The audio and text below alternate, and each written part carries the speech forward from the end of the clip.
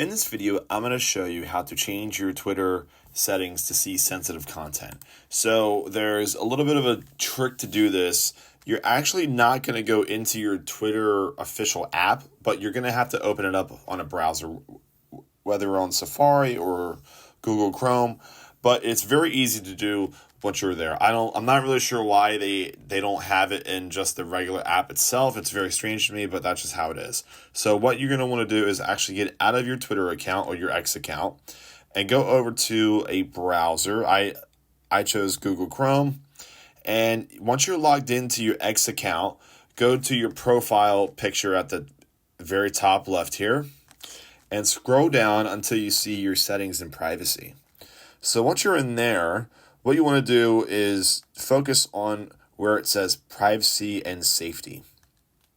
So here you just want to simply go to the third option where it says content that you see or content you see. Go ahead and go there. You want to have where it says display media that may contain sensitive content. You want that checked on. So I'm going to toggle that back on. And then after this, you want to go to your search settings at the very bottom. So let's go there.